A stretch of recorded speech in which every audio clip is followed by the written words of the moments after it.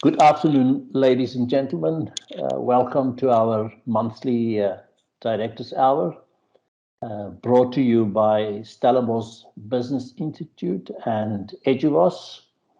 As we have explained in the previous round, Eduvos, previously called Pearson's, was acquired by Stellenbosch Graduate Institute, and now we are merging, and hence the double barrel name. For those new to our platform, just the purpose of the Directors Hour is that in line with our work in education, in the development of leaders and organizations and executives, we saw the need to choose a subject of interest and of value, and then once a month discuss it on this platform with an expert in the field.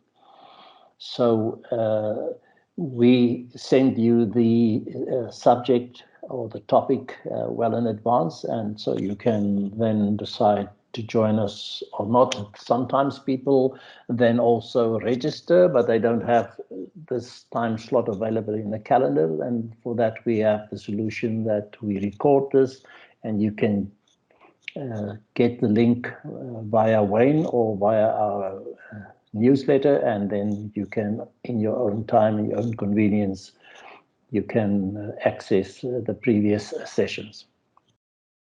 So in terms of the process for today, I will do a quick introduction to the subject, then I will introduce our guest, and whilst our guest is sharing the ideas, the concepts and insights, you can post a question in the ribbon on the side, in the chat ribbon, and then I will try and integrate that with a conversation. All right, so back to the subject of the day. So we have been thrown a number of curveballs the last couple of years, and while some people are still discussing the origin of this, or whether it's a black swan, a white swan, etc., most of us in the trenches driving organizations, we have to live the consequences of this. We have to steer our organizations through all of this towards this normative future that we have in mind for our organization, or for the role that we have been chosen to do so. But in this process, as a business decision maker, as a leader, we are also alert to the fact that we have to search for certain signals and watch certain trends, amongst which would be weak signals. But if we could identify them early enough and understand them best, because they are the things that are bringing possible disruptive change to our organization. And if we can do this properly, it will enable us to adjust our strategic plans, and that we don't always have to react, but we can be proactive in a certain sense. So the whole concept of weak signals is also not rocket science and not a foreign concept, but a case in point is the author Igor Antsov, a number of years ago, about 40 years ago, that wrote about this. And he said and described in his text around strategy the vast importance of detecting and analyzing signals, and especially weak signals, and the impact of that on our strategies. And he shares a profound observation. Let me read it to you. The evidence that a major change is needed is hidden many times among those other voluminous signals. It is not loud, it's not clear, it's not unambiguous like the voice of doom, and it is not welcome information anyway. That needs a lot of reflection. What's the consequence of that?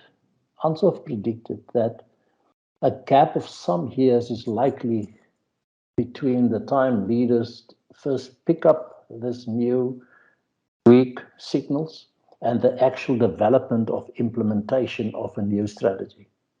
And he goes a step further and said there's a further gap of some years before the organizational structure and systems are aligned with this new strategy. And the consequence of that, the final conclusion is these gaps in organizations' adaptive process can prove competitively fatal. And it is in lieu of this that we have decided on today's topic, and for us to lead us into this discussion and our reflection on this is our guest, Pieter Geldenhuys, who is the director of the Institute for Technology, Strategy and Innovation. He's also a lecturer at UNISA, Northwest University, and as well as London Business School. Pieter and I had a conversation, and he finally sent me the title for this, The Fascinating Trends Hidden in the Tapestry of Our Future. Pieter, over to you. Thank you very much, Frick. I really appreciate that introduction. Just from a practical perspective, I will be utilizing the video feed to share my presentation. And on the bottom of my screen, you'll find a small little ellipses. And if you click on that, that would allow you to fit my presentation to frame. So that's just one of the key elements that I'd like you to just do, because I'm not going to share my presentation in the normal way that you normally see. So thank you very much. Let's get started on our journey. When we talk about the presentation beyond 2030, there's a variety of trends that we can pick up that's hidden underneath the very stories that we see on a day-to-day basis. We are fed a tremendous amount of information in the news, but what's the news behind the news? And I'm going to take you on a journey where we're going to highlight some of the most important trends, some of the trends that most people agree upon will shape our world, and some of the trends which might be those weak signals that the MC have referred to. So let's get started on our journey where we take a look at the world beyond 2030 and specifically what this world will look like when we bring to bear the major megatrends as well as the weak signals. Now, I have to warn you that I am a futurist. I am not a time traveler. This is very, very important because, there's a huge difference between being a time traveler and a futurist. This fella, a guy by the name of Drew Curtis, he's a time traveler because he tweeted in 2016, I'm a time traveler from 2020. Enjoy 2016. It's good as it gets for a while. And he said this tweet aged very well. Well, after COVID and after the war in Europe, I do think that I cannot compete with time travelers. I'd rather stick to being a futurist. So let's get started on our journey. And when we take a vision into what the world would look like, in the year 2000, Francis Fukuyama just published The End of History and the Last Man, with a victory of open market economies and with liberal democracies. And we all thought that's what the future would look like. And boy, oh boy, oh boy, that mindset completely shattered after 9/11. And Time magazine at the end of that decade named this the decade that changed the world. The key question we need to ask, what about the next decade? What will the next decade look like? And with some of the trends that I will share with you, I believe that this decade will change our world forever. I'm going to highlight about 11 trends. Out of all of the trends we've looked at, I'm going to highlight 11. We might not have time to cover all of them in the allocated time, but this is what we are going to do. We're going to take a look at the changes that will affect our world. And that's not only the role of a futurist. This is also the role of you as individuals, to intentionally build the capacity to see and understand the implication and meaning of change. Let's get started on our journey. A person by the name of William Gibson, he wrote Neuromancer, by the way, very, very interesting novel. And what he did is to highlight the fact that sometimes we already know what the future will look like. It is just unequally distributed. Or in other words, sometimes we agree upon the major trends that will shape our world, but in some cases, those weak signals that's not equally distributed might have a far larger impact on our future, as COVID have rightly suggested. But without further ado, let's go and take a look at this journey of ours, and let's talk about some of the major megatrends that we are sure will change our world, as well as one or two minor signals. Well, the weak signals of COVID, this little virus that competed with millions other viruses, but became the dominant factor that fundamentally changed the economies and economic circumstances of millions of people.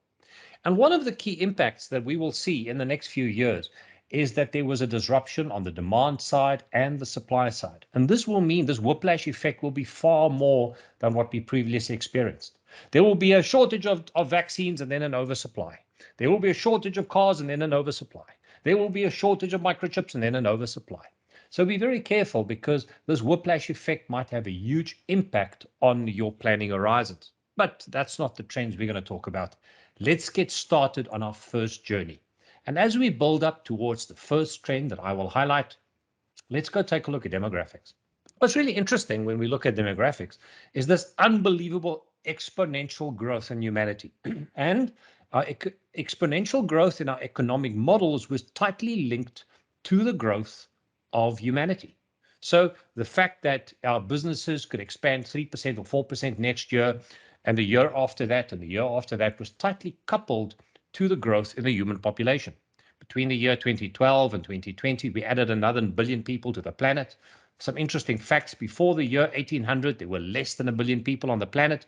We added that in 8 years to the world population. Between the year 1900 and 2000, more people lived in that century than before 1900 in total. So unbelievable economic growth. And the reason that the planet could absorb this huge amount of people was due to technology, because it allowed us to create an environment that would sustain this growing population. But as William Gibson said, these population demographics is unequally distributed. 3 countries currently make up 50% of the world population, being India, China, and Indonesia, number 1, number 2, and number 4. And they currently make up more than 50% of the world population. But in the next century, that's not going to be where the growth will come from. The growth will come from Africa. Unbelievable growth in population is predicted for Africa. And it's estimated, even here in South Africa, where we have a declining growth rate, we see that by 2100, we might exceed 3.5 billion people from the 1.2 billion people where we are right now. So that's the prediction from the United Nations and the CIA Fact World Book, what that picture might look like. What's interesting to note, however, is that there's a stagnation and sometimes a decline in a number of continents and countries and economies, whereas Africa will grow exponentially. So really, really interesting to see what happens in that space. And one of the projections for the future is you'll see the dominance of the African population in the decades ahead.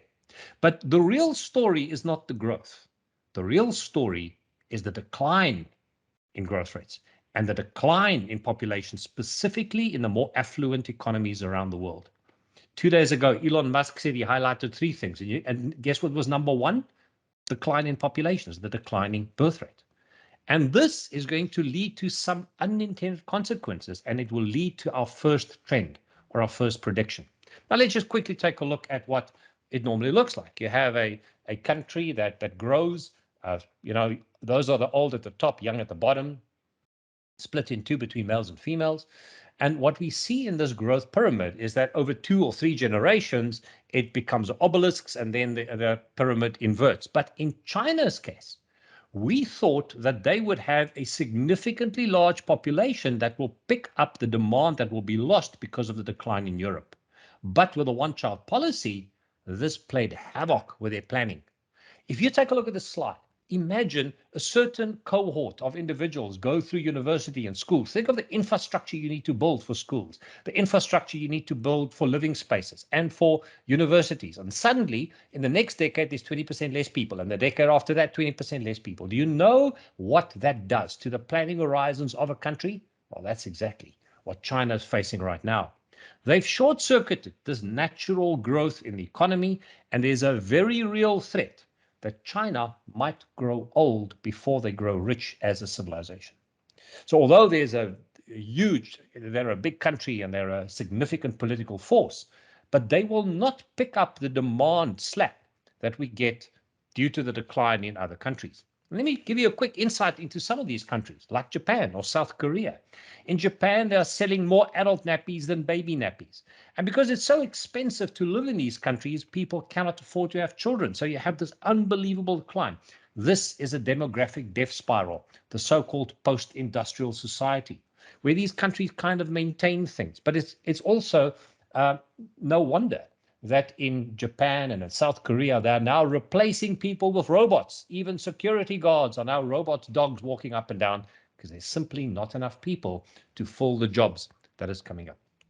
Take a look at countries like Europe, all over Europe, and even in Germany, a massive decline in population numbers.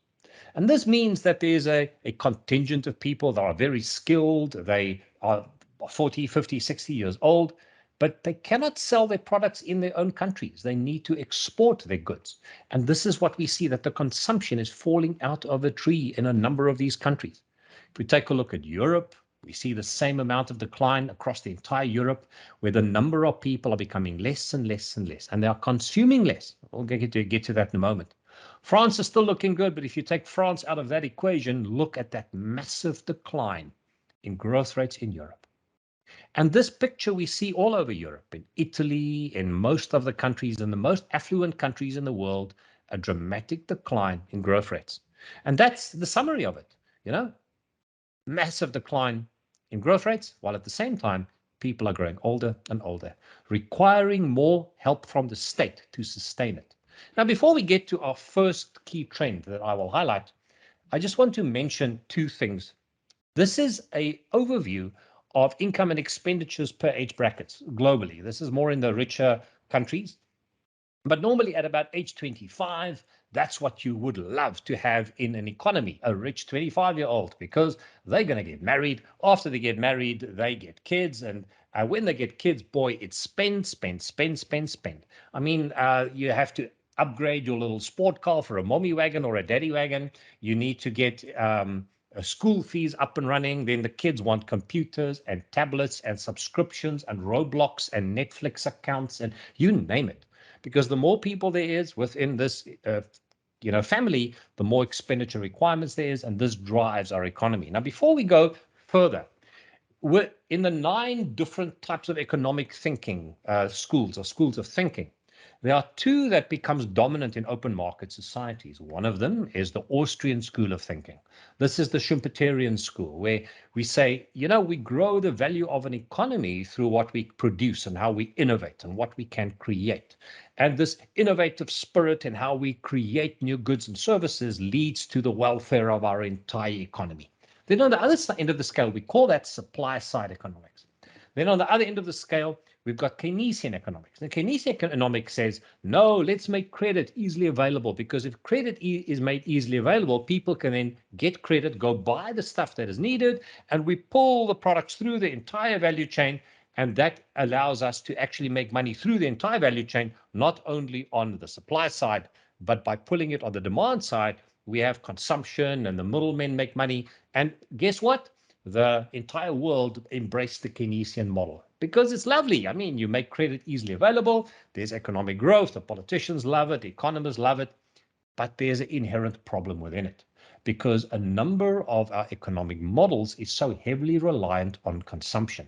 What happens in a world where our consumption patterns start changing? Because between 25, you hit a peak at about 45, at about 55, you start spending less. At about 60, every single cent you make, you put into your pension plan. So that's the literal reality around our expenditure patterns. It is not those above the age of 45 that's going to drive consumption. It's the affluent people at 25 that drives consumption. But I've just shown you the world is running out of affluent 25-year-olds. It's not going to happen overnight. But the steady process means we're going to head for a very interesting trend. And the reason why we highlight that is sometimes I think some organizations don't see it. The IMF is predicting unbelievably good economic growth for Italy, while the population between 25 and 49 is falling off a cliff. I don't see how that's possible to have that economic growth without a fundamental shift in the underlying economy or the technology that then redefines that economic growth pattern. But without that, with the current economic models, I don't see growth for Italy at all. I might be wrong.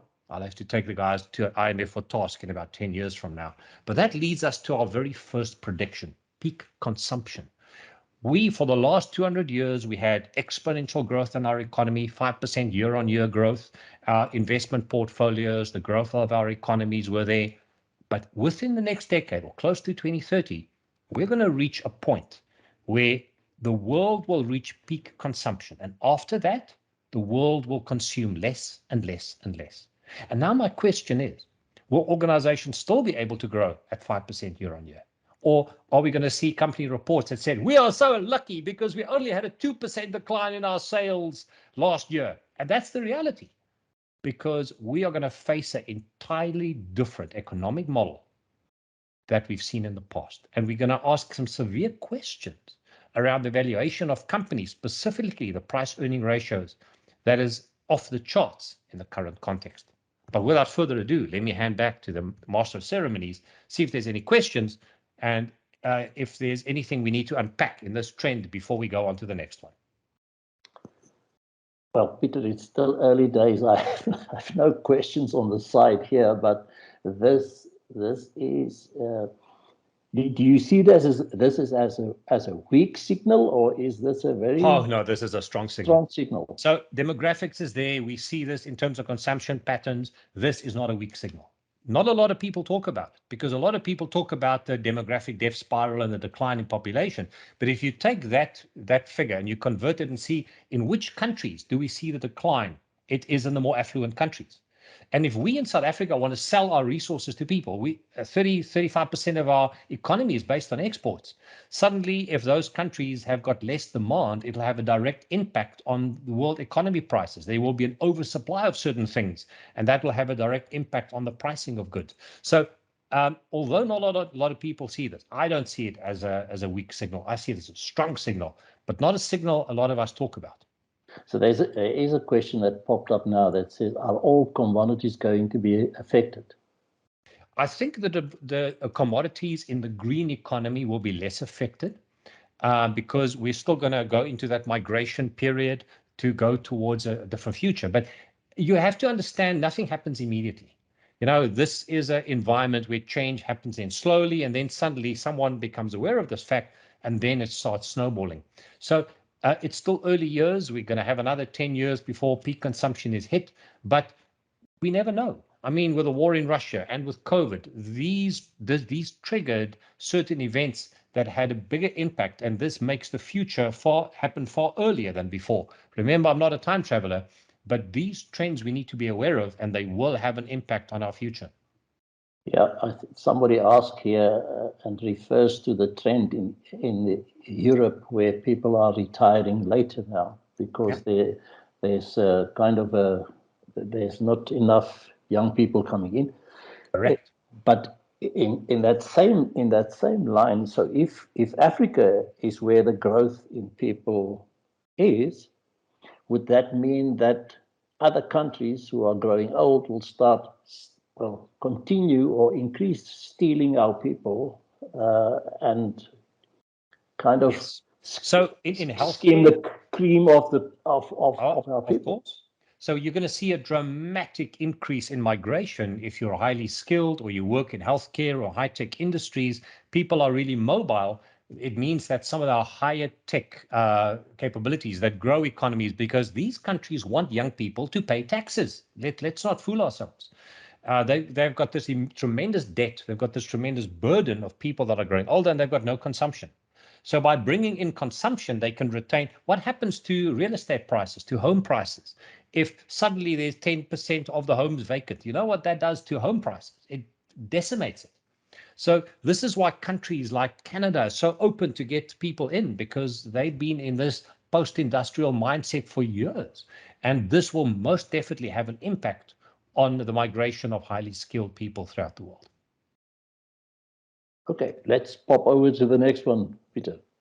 100%. That was number one, peak consumption. And we can see that throughout the world, there's only really two places where there's a positive growth in population numbers, the middle of Africa and the United States of America, which brings us to our next, or build up to our next trend. If there's one rich country which is looking very, very good for the future, it's the United States of America. It's protected on two sides by big oceans, not going to be invaded by anyone. They've got good relationships with Mexico and Canada, so I don't think there's going to be any huge problems in terms of invasion in America in the next couple of years. And what we see is that if you take the USA out of the world demographics, you see a dramatic decline. And America knows this. So they've got the consumer base, and everyone wants to trade with America. So the trade agreements, so the Europeans and the Japanese and the Koreans, they all want to sell their products. Where do they sell it? One of the economies that are growing very strongly and where these millennials are there to purchase the goods and have the ability to do so will be the US of A. And that's where the next question comes in, because this picture of the Bretton Woods Golf Club is what defined the previous world order. End of the Second World War, America had the only economy which wasn't decimated by the war because they weren't attacked and their factories weren't bombed, but the rest of the world was. They had a new enemy, the Soviet Union. And what the Americans then did is to kind of tell everyone else who wanted to join the club, you don't have any money left. You wasted all your money on a war. How silly. But what we can do is you don't have to link your currency to gold anymore. We will link our currency to gold. And all you need to do is link your currency to our currency. And with our currency, you can purchase oil. And what's even better, if you join our club, we'll give you priority trade status and we will make our goods available to you. And we will use our armed forces around the world to make sure that there's no pirates stealing your stuff. So they created this world order. And after the Second World War, countries like Germany and Italy and Japan, they were decimated by the war, had unbelievably high economic growth due to this Bretton Woods Agreement. But for America, the relationship was always about security. It was never about economics. And then the wall fell and the Soviet Union fell. And the reason and rationale for Bretton Woods was no longer really there. So the Bretton Woods kind of limped on because none of the American presidents actually wanted to replace it with something else. But when we take a look at the United States of America and the reliance on international trade as a percentage of their GDP, there's some interesting figures that arise. Do you know that if America should stop trading with the rest of the world tomorrow, it'll influence about 15% of the imports and exports. If you take Mexico and Canada out of that equation, it drops to 5%. That means that for the American GDP, it'll only hit them about 5% if they stop trading with the rest of the world. And what do they sell anyway? They sell movies and software. And so, there's no physical trade that is actually going to be impacted hugely if the international trade agreements fall flat.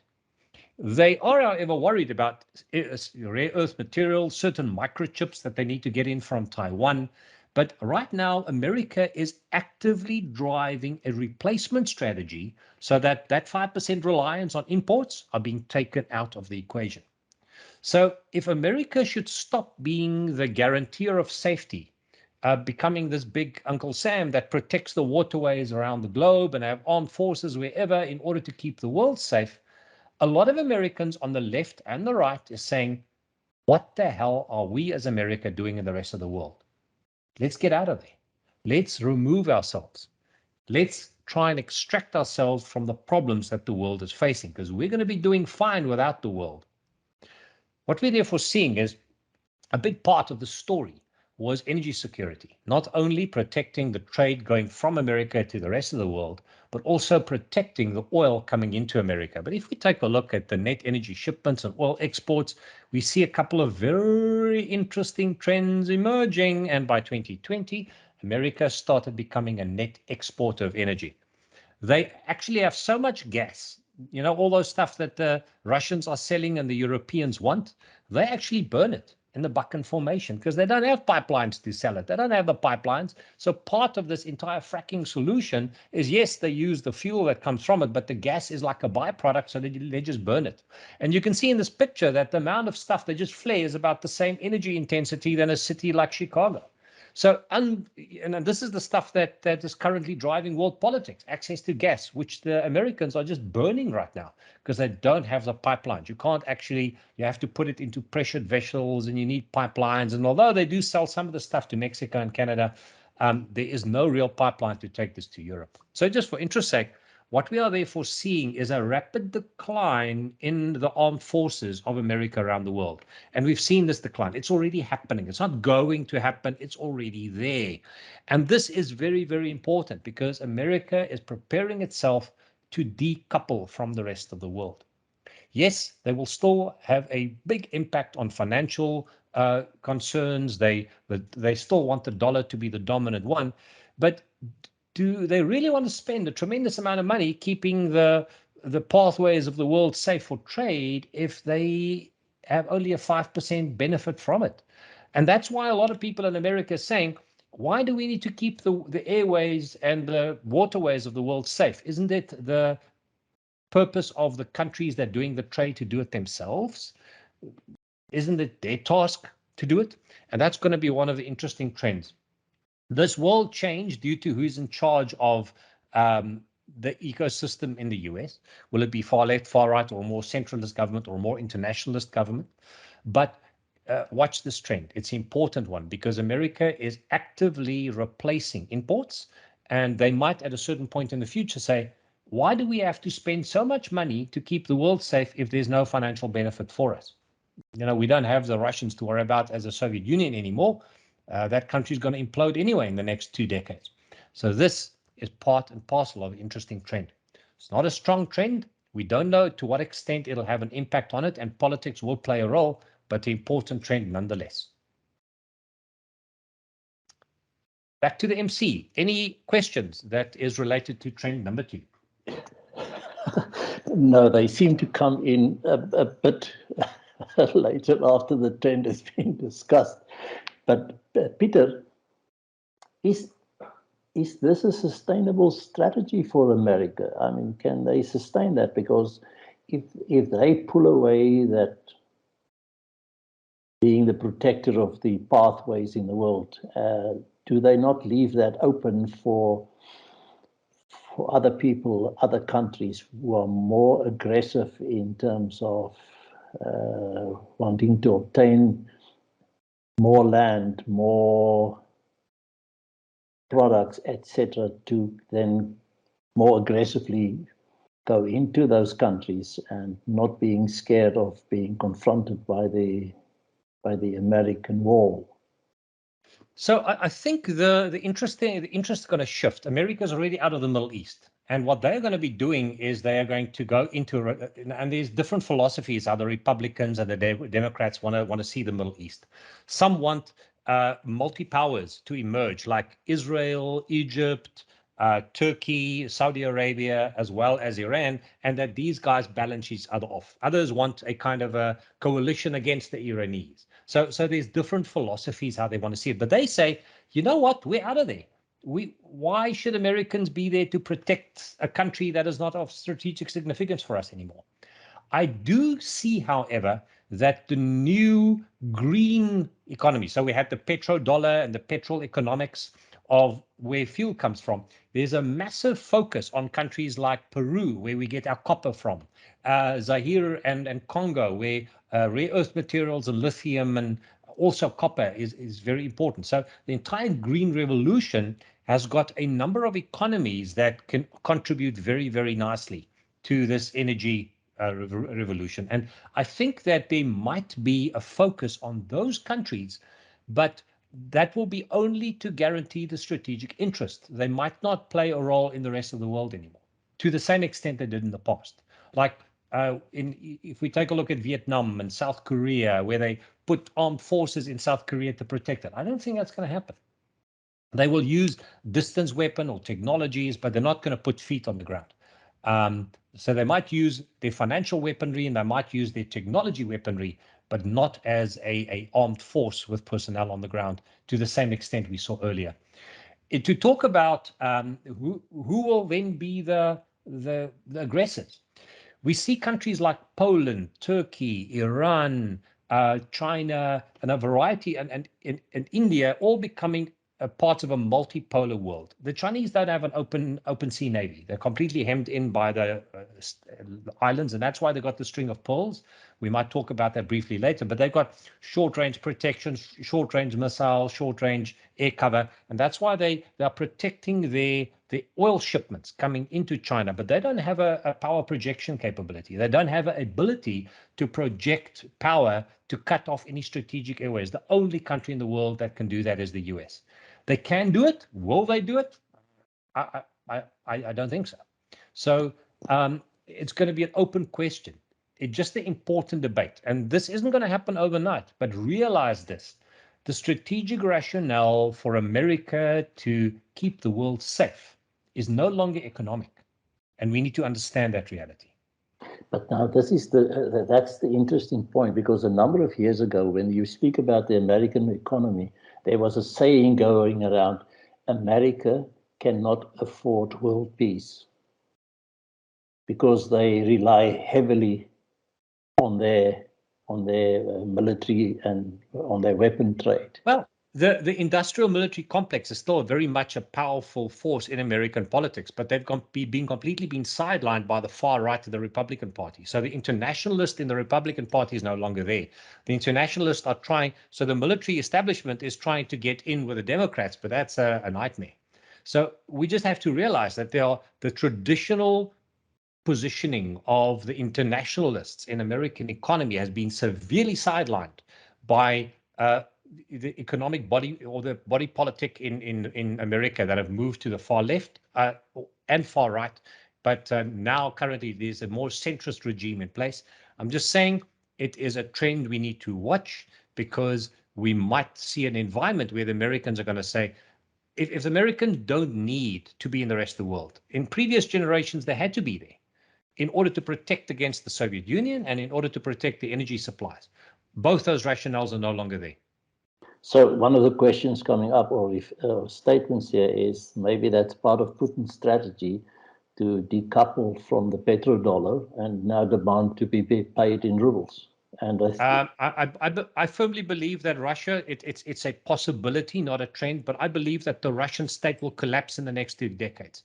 They are completely doomed. If you wonder about the doom vortex in demographic decline, I'll show you in a moment what Russia looks like. They are gone.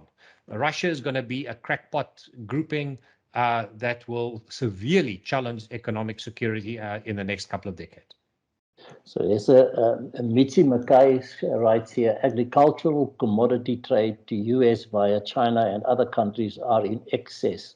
How will US replace this huge void if it decouples? No. China doesn't export food to the USA. The USA is a net exporter of food. So most of the food, if you take a look at what they export chickens and wheat. And so America is one of the biggest exporters of agricultural commodities, and they can look after themselves. They've got excellent waterways, one of the most efficient distribution channels in the world, big rivers that carry all across. For them to move something anywhere in America is really cheap, because to float anything is 9 times cheaper than to put it on a rail if the rail is there. And if the rail isn't there, it's 90 times cheaper. So the internal economic structure of commodity movement in America is ideal. They've got their own farming communities to manufacture, to produce food. They can sustain themselves. China can't. China needs to import everything. So the moment you cut off China's oil supply, after 4 weeks, that nation starts to starve, because they simply have to import all the goods. So, America is not going to blink twice around any concerns around imports out of China. The problem is the microchips that comes out of Taiwan, but that's currently being replaced by fabs in America right now. That's part of the decoupling strategy. So I think we've got like 15 minutes left, and okay. I've only done 2 trends. Okay, go for it. We might do 2 more. In a game of poker, how you play another person off the table is that 2 people need to club together and then play the other guy off. And that was the tricks that Nixon and Kissinger did by recognizing communist China in 70s to play the Soviet Unions off the table. That was triangular diplomacy or realpolitik. And now the challenge is, what's happening now? Oh, one of the plays is America can partner with Russia to get China off the table. That's what Trump tried to do. Didn't work that well, did it? And we are seeing right now this key question about Nord Stream and who pushes energy into Europe. A couple of interesting things we need to focus on there. Firstly, the reason why Russia went into Syria is to block the Iran-Iraq pipeline, this here, the one here at the bottom, because that would mean that Qatar and all of these guys could pump gas into Europe, and by blocking that, they can then dominate the gas. Another one is to block the Ukraine pipeline, and that's exactly what we're seeing right now. But that's not the reason why Russia is there. We'll explain that in a moment. You see, the important thing about Realpolitik 2.0 is this. This is what the Russian population looks like. They had a sovereign debt default in early 2000. This means that kids weren't born. And in the next 10 years, Russia will lose 50% of its armed forces. They simply don't have people in their military anymore. And they are petrified, because the Soviet Union was ideally positioned around 9 anchor points. These anchor points kept the Soviet Union safe, because if there's mountain ranges and seas and deserts between you and the enemy, they can't use that to attack you. So you only need to protect the open plains where an attacking force comes in. Now, the Russians, they've been invaded 50 times in the last 500 years. They're paranoid. No one wants to invade Russia, but they think people want to. Why? No one knows. But the rivers all go in the wrong direction. There's no arable land. Who the hell wants to invade Russia? Except the Chinese, perhaps, if they want the resources in Siberia, but that's another story. So the reason why is through subversion, the Russians got it right to try and get back these 9 anchor points, because the Volga Gap, that's one of the biggest gaps they face, and they've got 4,000 miles of border to protect, but they don't have the people anymore. So slowly but surely, they started first in Kazakhstan, early 2000. They went into Georgia with subversion in 2008. Then they went into Crimea in 2014. And through these, subversive techniques, they tried to take it over. With their push into Ukraine, this was more of a kind of a idea to get anchor points 4 and 5 in play. And then Latvia, Estonia, and Lithuania would come next. It didn't work. The gamble didn't pay off. Russia's ability to project power is gone. And the problem is that with this declining population and even now declining economics, everyone that can and have the skills in Russia is getting out of there. There's a real chance that Russia as a country might completely collapse against competing republics, internal infighting, because they won't have the economy to sustain their political power anymore. That's going to disappear. The problem is, do we want one madman to be in charge of all the nuclear weapons or 12 of them? And that means that the distribution of nuclear weapons, about 6,500 of them in the next 2 decades, with a breakup of Russia, might lead to severe political instability in that theater of the world. So this is not a prediction. I'm just saying that there's a real chance. This is a weak signal. So you want to talk about weak signals? It's the collapse of Russia. So, and this weak signal just became stronger in the last couple of weeks.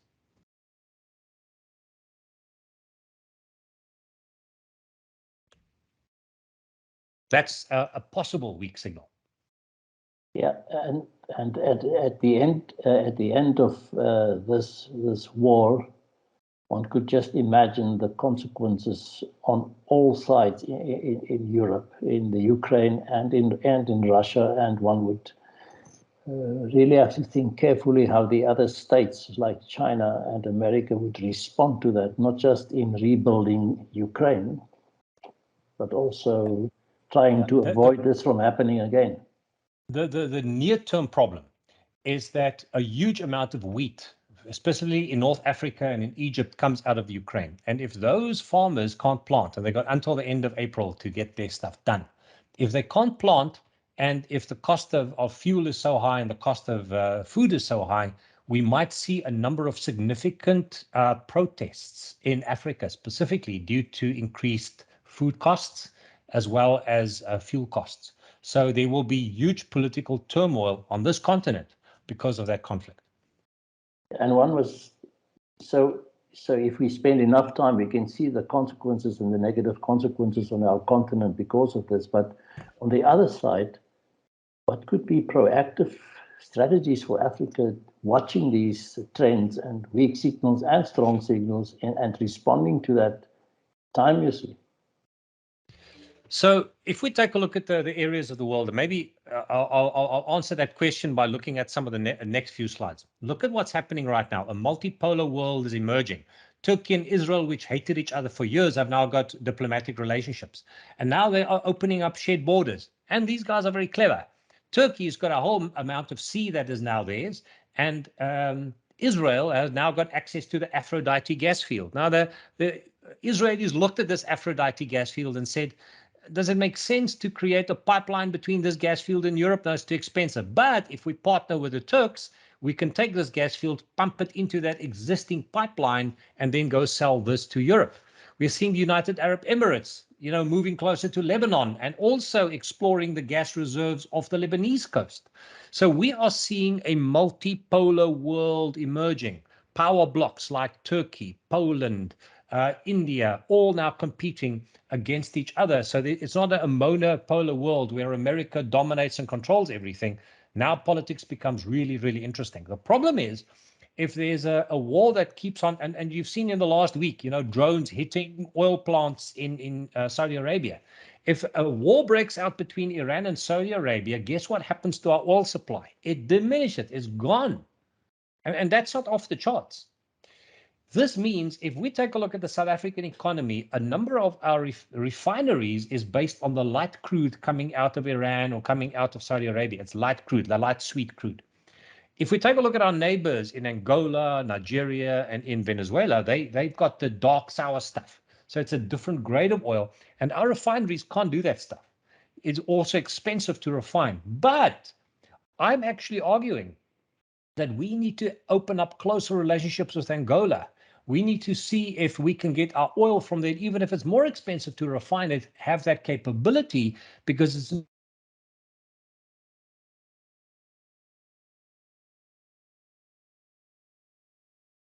economy. Yeah, Peter, sorry, we lost you for 5 seconds there. I do apologize. So there must have been an internet glitch. So one of the concerns we have is that we need to start taking a look at diversifying our energy mix in light of these changes. So that would be my strategic short-term advice.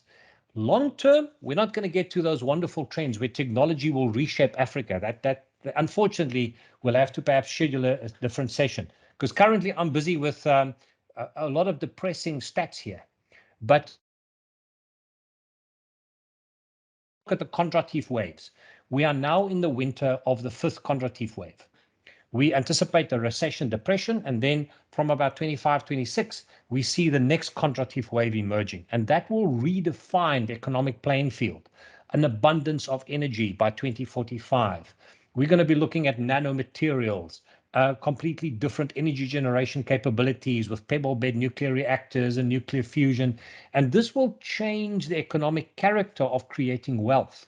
And it will specifically be beneficial for Africa, because in Africa, if we can make it cheaper to generate electricity, if we can make it cheaper to roll out new services and healthcare and so forth, access to water, make it cheaper to grow things agriculturally, make it cheaper to start up a factory, I do believe that the African population can be pulled out of poverty, but it will be heavily reliant on the countries that embrace the technological revolution. So in the long term, we see unbelievable value.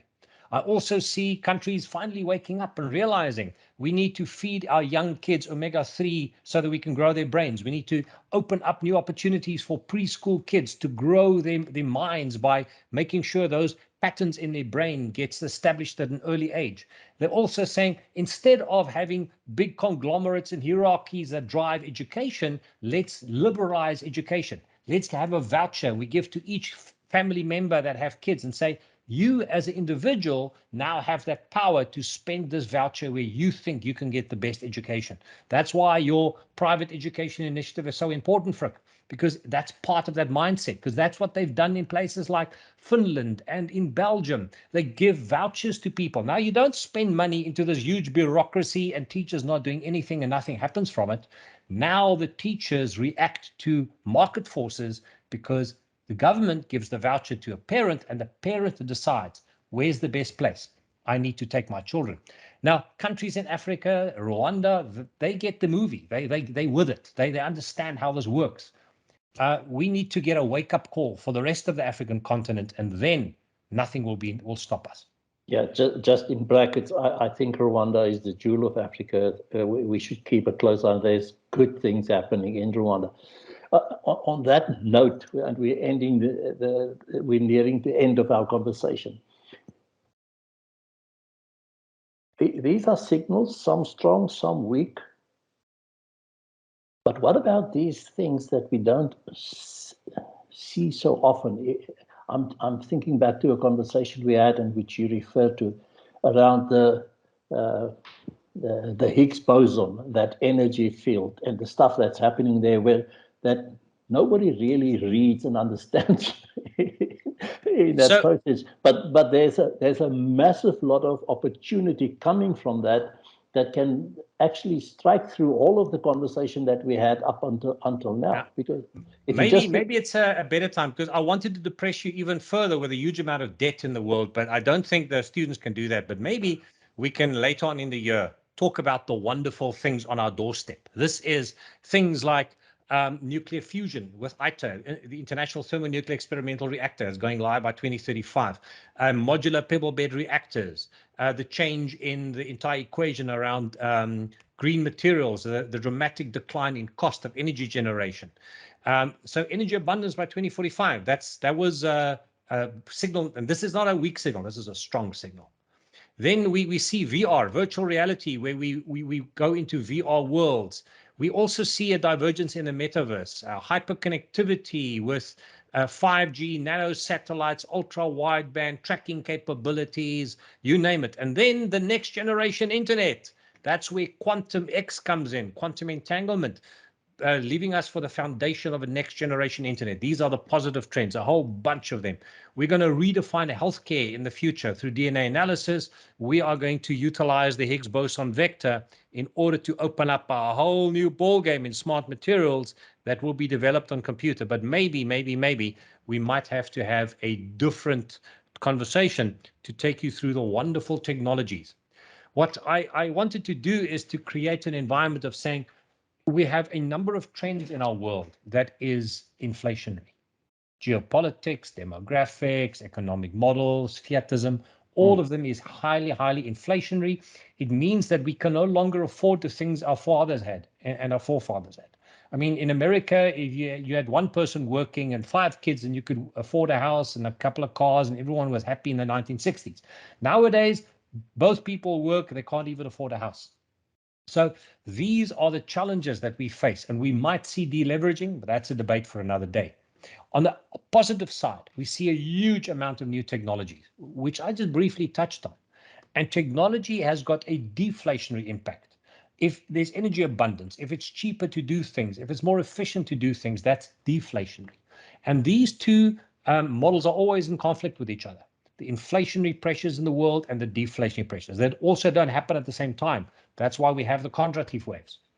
And this is actually where our focus needs to be. As organizations, how do we embrace this new reality, understanding the challenges we face? And we need to have a deep understanding of what those problems are. But there's also a deeper understanding around the embracing of new technologies, which will lead to this future. And that's where our education system comes in, because we need to be able to tell people, this is how you will defend against those trends that will have an impact on our future, but this is what you need to do in order to create the future. What is the trends around agility, using machine learning, looking at nanomaterials, and creating an ecosystem of skills that enables us to create a resilient future? That is why education is so important, and why education is the key to unlocking this future. Yeah, and the concern one has is that if you and I say goodbye here today and we switch off this director's hour, we go back to our boardrooms and to our excos, and we continue as usual, kind of getting back to Ansof's point that by the gap in years before we really see and understand these trends, and then getting to a strategy, the gap is in years, not in weeks and months, but I don't think time will be so kind to us if we take too long to close in closing that gap. And you're completely right. I mean, if we take a look at peak consumption, it's not like an event will happen and then suddenly everything changes immediately after that. But a year, a few years, even a decade after that event, we'll start seeing how the world changes, and we won't understand why. But if we realize what happened and we prepare ourselves for it, we can then, as societies and companies, understanding what these trends are, we can then firstly mitigate them by following the right strategy, but also unlock opportunities. And through technology, we can create the future. We can't do much about geopolitics and economics over the long run, and demographics. It'll take us 25 years to change demographics. But our ability to influence that in the short term is limited. However, through the use of technology, we can create a far more efficient world, and it's within all of us to do it. And I think that's the most important point to realize, that there's wonderful technologies, and if we embrace them and we apply them correctly, we can unlock unbelievable wealth, not only for our companies, but for society at large. And that's the skills we need. Yeah, and this has implications for who ought to be leading our countries and our companies and our societies. We also need a different leadership mindset in this space. Yeah, you're correct, Frick. I mean, sometimes I take a look at the South African body politic, and I think it's a bunch of toddlers that always fight with each other and call each other bad names. Oh, you're ugly, and no, you're uglier. And I'm like, what? I mean, the world is changing under our noses, and instead of us in South Africa joining together and taking Africa is a huge opportunity for us. In South Africa, if we join forces and we embrace this change, we can be the leading light in Africa. And what do? We go and look at people that rather divide us rather than those that unite us. And I think that's the sad reality of South Africa right now. Peter, unfortunately, we are at the end of our director's hour. I want to thank you so much for being here. I have a suspicion this is not the end of our conversation, and I know it's difficult to get hold of you, but please just go through your calendar and check. I'll be in your slipstream to set up another session that we can continue this. I'd love to proceed the conversation. I will have to talk about economics, because economics and cryptocurrencies and the whole environment around it is fascinating, and I didn't get close to that. But I had such a wonderful time to talk about the first three. I can't wait to tell you about the 5 that I didn't share with you. I most definitely will open up a calendar entry, and then we can do so in the next few months. Thank you for the invitation. Thank you, Peter. Thank you, ladies and gentlemen, for joining us. We will let you know shortly about the subject to be tackled in our next Director's Hour. Peter, go well, and Wayne will share the link with you. Thank you very much. You have a wonderful day, and thank you for the invitation. Have a nice day. Bye-bye. Bye-bye.